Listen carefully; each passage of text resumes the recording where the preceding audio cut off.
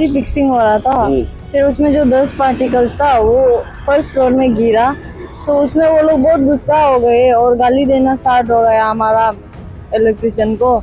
तो हमने उसे डिफेंड किया कि हमारे वहाँ काम कर रहा है, तो ऐसा सोच कर कि क्यों उसे गाली देने देंगे।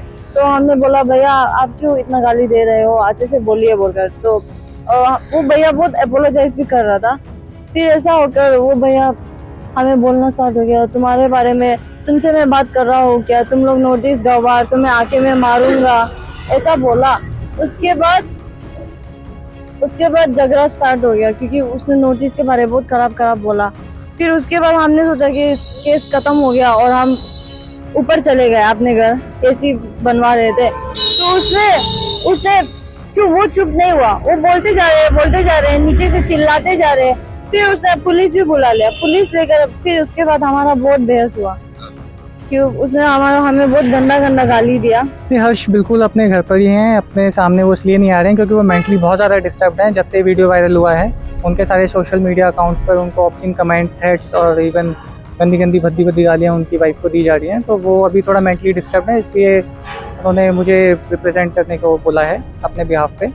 और ये मैटर नस्लीय भेदभाव का बिल्कुल भी नहीं है क्योंकि दोनों पड़ोसी हैं, आपस में बहुत टाइम से रह रहे हैं। एक दिन पहले भी बात हुई थी उनसे दोनों पार्टियों के बीच में, और इंसिडेंट के बाद भी कॉम्प्रोमाइज़ के लिए जब बैठे थे तो दोनों पार्टीज़ में यही डिसाइड हुआ था कि अगर मेरे क्लाइंट पहले कंप्लेंट ना करते पुलिस को, तो जो कंप्लेनेंट्स हैं वो भी इसमें पुलिस को नहीं कंप्लेंट करते।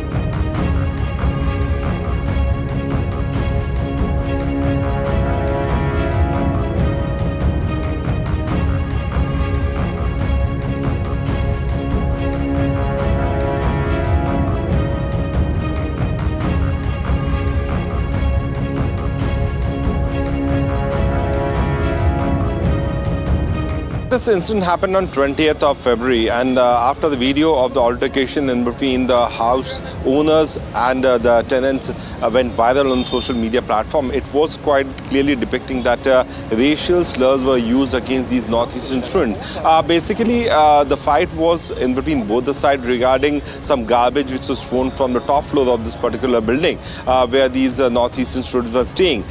Later to that led to two people, one man and one woman, coming to the top floor and them abusing the northeastern students, and they were also using racial slur against them.